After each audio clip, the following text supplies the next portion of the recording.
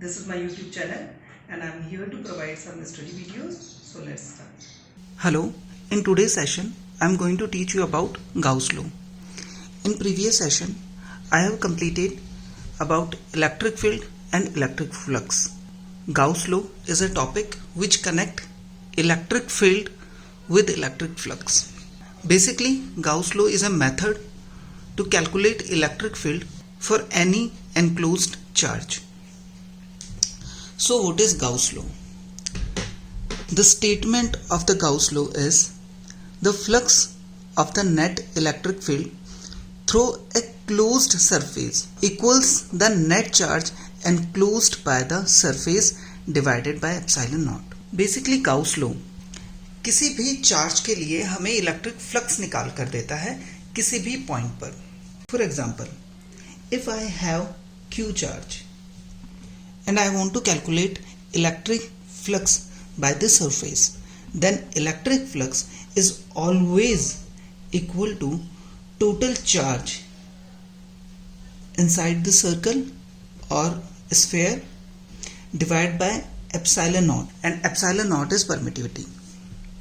So हमारे पास Gauss law किसी भी क्लोज सरफेस से पास होने वाले फ्लक्स की वैल्यू को बताता है उस चार्ज के लिए, और ये काफ़ी सिंपल भी है. बेसिकली हमारे पास जो फ्लक्स है वो एक्सप्लेन करता है number of line passing through the area और सरफेस.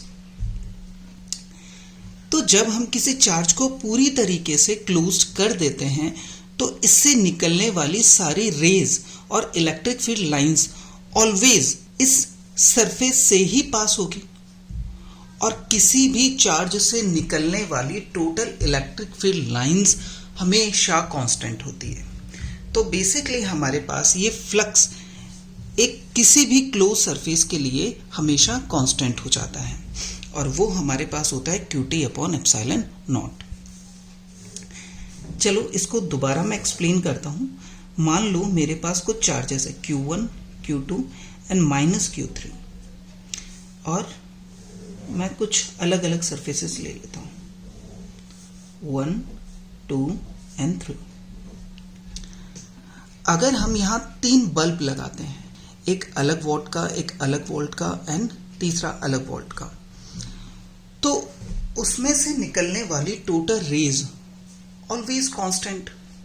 चाहे तुम उन बल्ब्स को किसी एक छोटे बॉक्स में पैक कर दो, चाहे उन बल्ब्स को किसी एक रूम में पैक कर दो, बट उससे पास होने वाली टोटल लाइंस तो कांस्टेंट रहेगी, क्योंकि वो लाइंस उसकी पावर पे डिपेंड कर रही है.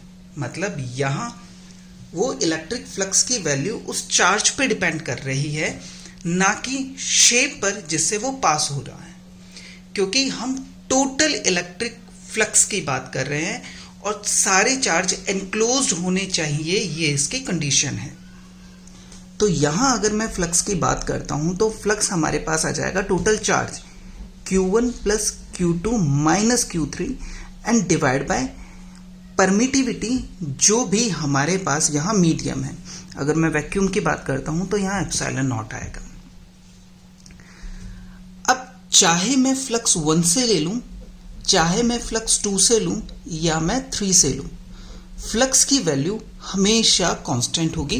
रीजन मैं बता चुका हूं कि ये शेप पे डिपेंड नहीं करेगा, वो कितनी लाइट एमिट करेगा या चार्ज कितनी इलेक्ट्रिक फील्ड लाइंस भेजेगा, ये हमेशा इलेक्ट्रिक फील्ड चार्ज की कैपेसिटी पे डिपेंड करता है या इलेक्ट्रिक चार्ज की पावर पे डिपेंड करता है, ना कि शेप पर.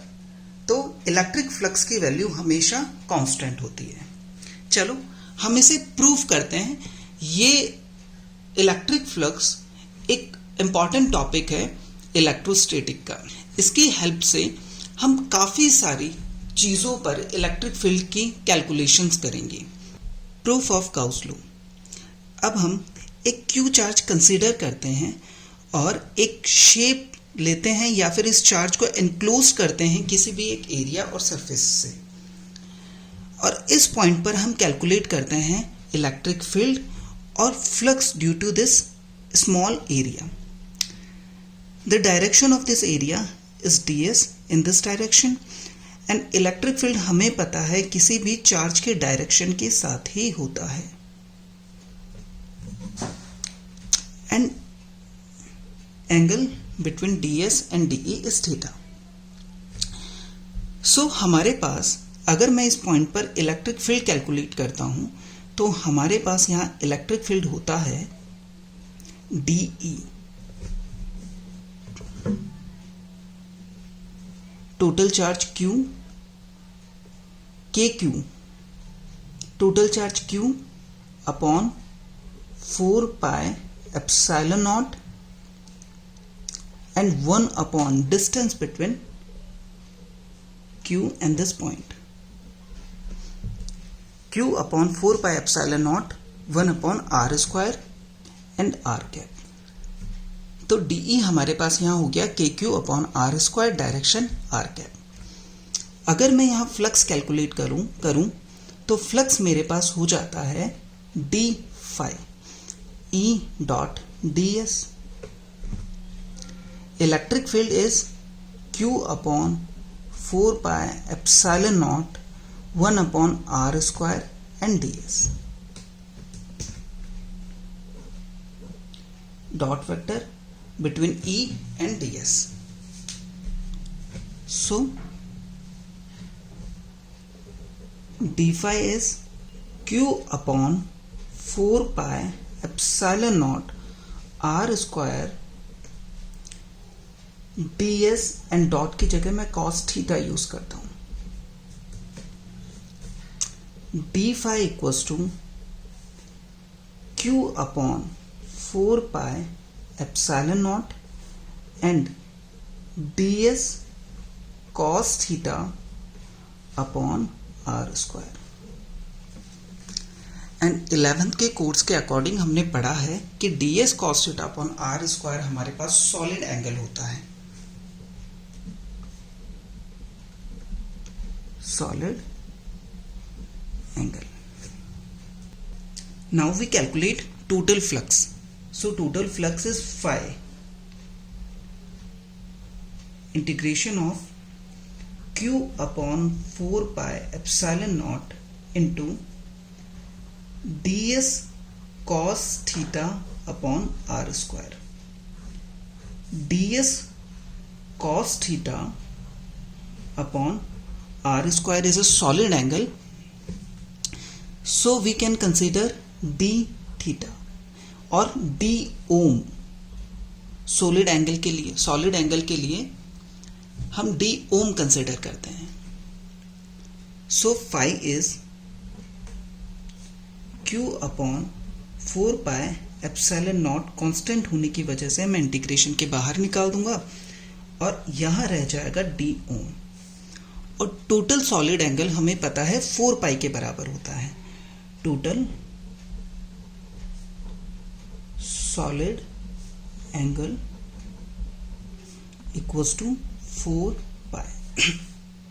सो यहां हमारे पास आ जाएगा Q upon 4 pi epsilon not into 4 पाई।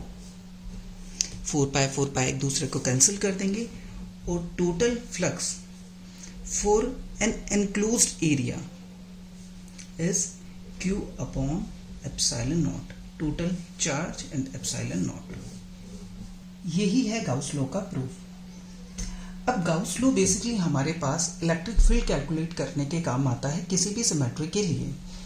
वैसे तो हम किसी भी सिस्टम के लिए गाउस लॉ के थ्रू इलेक्ट्रिक फील्ड की कैलकुलेशन कर सकते हैं, बट सिमेट्री से इजी पड़ता है, वैसे थोड़ा सा मुश्किल रहता है।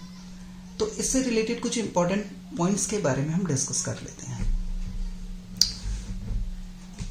First important point, Gauss law true for any close surface. हम किसी भी क्लोज सरफेस के लिए गाउस लॉ कंसिडर कर सकते हैं। And second point is the surface that we choose for the application of Gauss law is called the Gaussian surface. जो surface हम कंसीडर करते हैं उसे हम कोसाइन सरफेस बोलेंगे।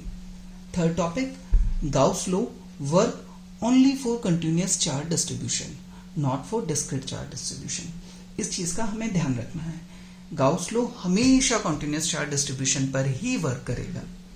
And fourth, Gauss law have much easier calculation but when system has some symmetry, because symmetric system के लिए हमारे लिए कैलकुलेशन करना थोड़ा सिंपल रहता है, उनके फॉर्मूले हमें पता होते हैं, तो इस वजह से सो बेसिकली हम कैलकुलेट करने के लिए कुछ सिमेट्रिक शेप ही एज्यूम करते हैं, like cylinder, cube, sphere etcetera. I will teach you about application of Gauss law in my next video. Till then, bye bye and thank you.